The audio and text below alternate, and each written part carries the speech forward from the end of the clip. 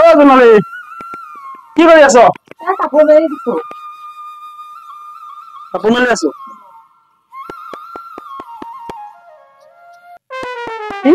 কি কৰিবি আৰু বুজিছ? আমাৰ যদি আজি চুলি ষ্টেট ক'ৰবাত যাব ওলাইছে মই বোলো আচলতে অকণমান তহঁতৰ ঘৰতে আহোঁ। পাৰিলে চাহ একাপো খাই যাওঁ। কিমাননো আৰু ঘণ্টা নিজে বনাই খাম। সেইজনীয়ে চাহ বনাই দিলে ৰাতিপুৱা লগত শুইয়ে থাকে।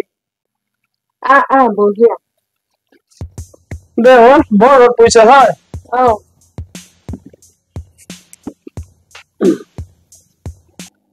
তই দেখোন মনেহে খাই পোৱা চাহ খাবি জানো? বা তই এনেকে কলি। তোৰ চোন মুখখন গোন্ধাই আছে। এইজনী মুখখন ঢেকা হৈ গোন্ধাই চাহ একাপ দিব নাখাওঁ দে তোৰ চেনি চাপত খৰচ হ'ব। যাওঁ দে।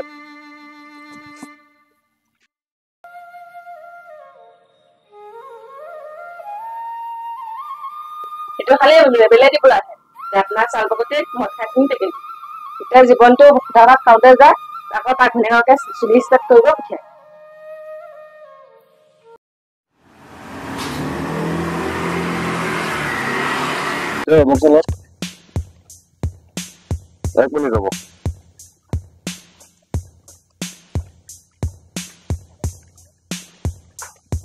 এই যে পংকজ বিশ্বৰ ঘৰটো চিনি পায়নে?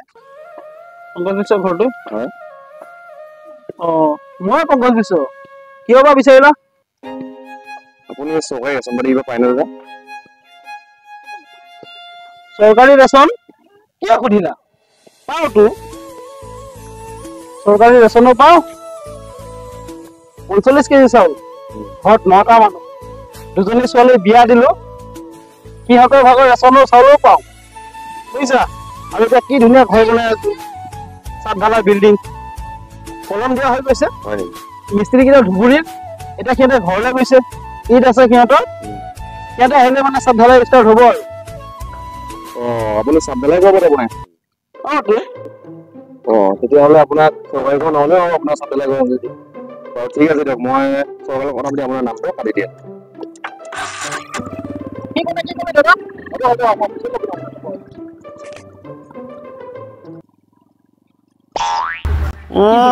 এওঁ মোক চৰকাৰী ঘৰ দিবলৈ আহিছিলে মই কি কৰিলো। ঐ দাদা ৰ দাদা ৰচোন ৰ।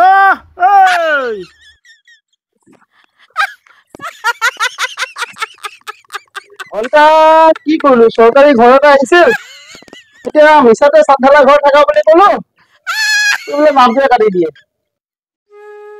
কি ওপৰতে ঘৰ হৈ আহিছে একদম বকবকাই আছে ওপৰ ফালে চাই চাই।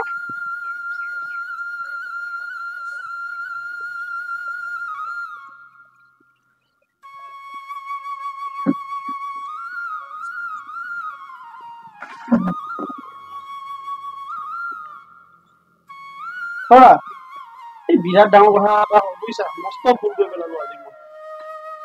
কি ভুল কৰিলি ইমান ডাঙৰ? এই 18 বছৰ দুদিন মানে চৰকাৰী ঘৰ এটা আহিছিল।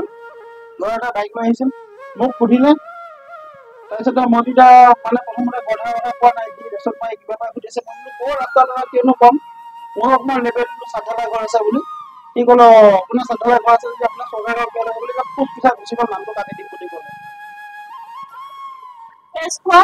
মানুহৰ ঘৰে ঘৰে যাই কিনে লেবেল মাৰিব এতিয়া পালি না মজাটো হা মানুহক মই কওঁ নহয় সেইকাৰণে মানুহক আগত লেবেল নামাৰিবি বুলি কেনে এতিয়া লেবেল মাৰি ফুৰিলে কি হ'ল এতিয়া অৱস্থা চালে মানুহৰ আগত লেবেল মাৰি ফুৰিছিল হা এতিয়া পালি মছলা তোক আজি একদম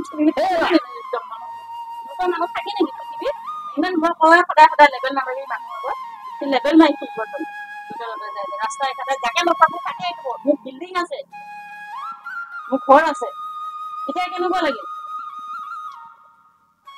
বিল্ডিং ঘৰ আছে 20 বিঘা মাটি আছে 20 বিঘা মাটি থকা মানুহ